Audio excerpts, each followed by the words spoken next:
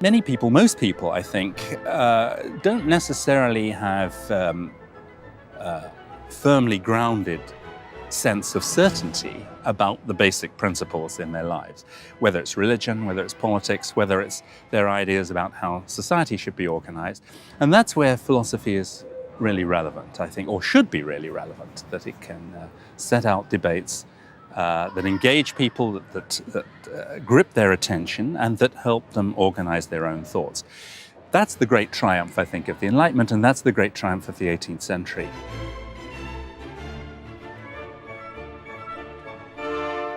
There's an obvious link, actually, between what the Dutch Republic was and the Enlightenment, and especially the radical Enlightenment, the part of the Enlightenment that was more interested in sweeping changes. It was a society in which aristocracy didn't count. It was in many ways a counter-society because it was contradicting the most important principles of early modern European civilization more generally, which were monarchy, aristocracy, and church authority. All of those were effectively either completely broken or at least drastically diminished.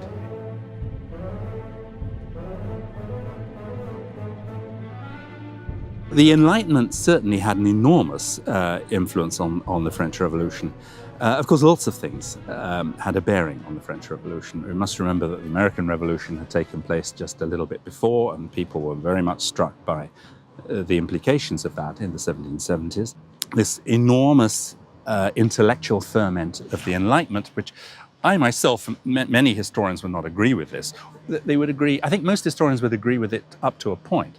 But not many would go as far as I would in insisting that you can't have a huge revolutionary process like the French Revolution without having a kind of revolution of the mind that goes on beforehand. And I think without this profound change in ways of thinking, and that engineered by the Enlightenment, there absolutely could not have been, in my opinion, a French Revolution.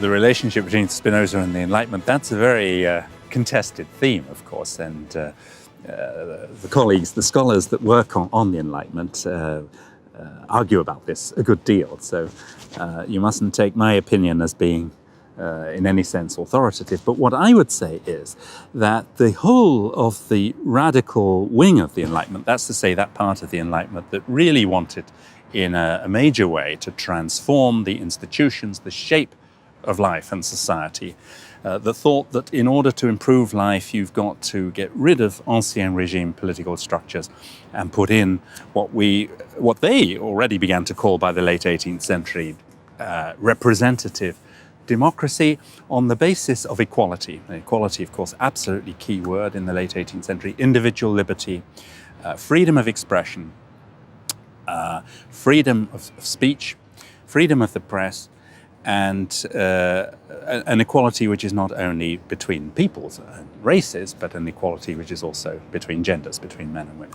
I think it's fairly clear how this is inherently linked to the principle of democracy. So this connection, you see, philosophically, this ground plan is laid in the late 17th century in this way, by philosophy and by philosophers, but by Spinoza in the first place.